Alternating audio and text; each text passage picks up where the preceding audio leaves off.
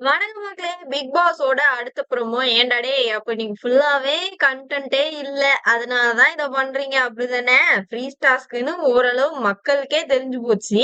இதை இவங்க இன்னும் சஸ்பென்ஸா வைக்கிறன்ற பேர்ல அட்டுழியம் பண்றாங்க பாருங்க. அதுதாங்க நம்மளால தாங்கிக்கவே முடியல அப்படின்றது.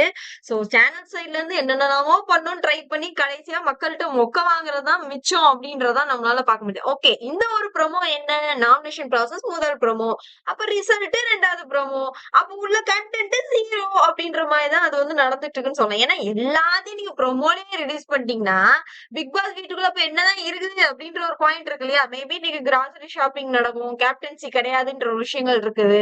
சோ இது ரிலேட்டடானதுதான் நடக்கும். நாளைக்கு தான் அனௌன்ஸ்மெண்ட் இருக்கும் அப்படின்ற மாதிரி இருக்கும். இல்லைன்னா நீங்க நைட்டு வந்து ஃப்ரீ ஸ்டாஸ்க்கான அனௌன்ஸ்மெண்ட் அப்படின்ற விஷயங்கள் இருக்கும் அப்படின்ற மாதிரி பார்க்க முடியுது. சோ ஓட்டிங் யார் யாருக்கு எவ்வளவு, என்னென்ன நடந்தது அப்படின்ற விஷயங்கள் நம்ம எல்லாரும் பார்த்துலாமா? சோ இன்னைக்கு ஃபர்ஸ்ட் வந்து முதலிடத்தை வந்து தக்க வச்சிருக்கிறது யார் அப்படின்னு பாத்தீங்கன்னா அன்ஷி அவர்கள். சோ மொத்த வெறுப்பும் சேர்ந்து அன்ஷிக்கு கிட்டத்தட்ட 5 ஓட்டுகள் வந்து கிடைச்சிருக்கு அப்படின்றதான் சோ எல்லாருக்குமே வந்து ஷாக்கிங் அப்படின்ற ஒரு விஷயங்கள் கூட. ரெண்டாவது யாரு அப்படின்னா மஞ்சரி. சோ இவங்களும் கிட்டத்தட்ட 4 ஓட்டுகள் வந்து வாங்கியிருக்காங்கன்ற அப்படின்ற, ஏன்னா மெஜாரிட்டி ஓட்டுகள் இவங்க 2 பேர் தான் அப்படின்றது. அடுத்தது வந்து ஜெஃப்ரி 3 ஓட்டு வாங்கியிருக்காங்க. ஜாக்லினும் 3 ஓட்டு. கிட்டத்தட்ட ஜாக்லின் 12 வாரமும் நாமினேட்டிங் ஆயிட்டே இருக்காங்க அப்படின்றது வந்து அவங்களுக்கு பெரிய விஷயமாவே பார்க்கப்படல அப்படின்றதான் சொல்லி ஆகணும். அடுத்தது யாரு அப்படின்னா விஷால். விஷால் வந்து 2 ஓட்டு வாங்கியிருக்காரு. அப்புறம் ராணவ் அண்ட் பவி ஒரு 2 பேருமே 3 ஓட்டுகள் அப்படின்ற விஷயங்கள் வந்து வாங்கியிருக்காங்க அப்படின்றதான்.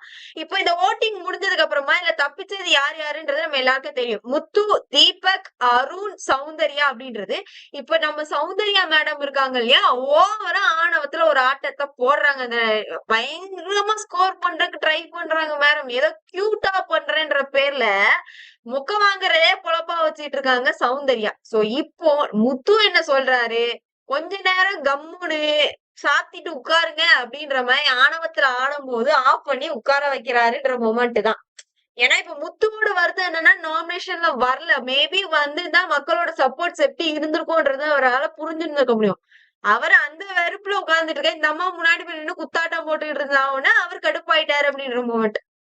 ரெண்டாவது ஒரு விஷயங்கள் அப்படின்னு பாத்தீங்கன்னா, இந்த வாரம் டப்பா தப்பிக்கப்பட்டார் அப்படின்ற ஒரு விஷயங்கள் அந்த வீட்டுக்குள்ள இருக்கக்கூடிய அத்தனை பேருக்குமே பயங்கர ஷாக். ஏன்னா நாமினேஷன் முடியுது, அனௌன்ஸ்மெண்ட் கொடுத்தாச்சு.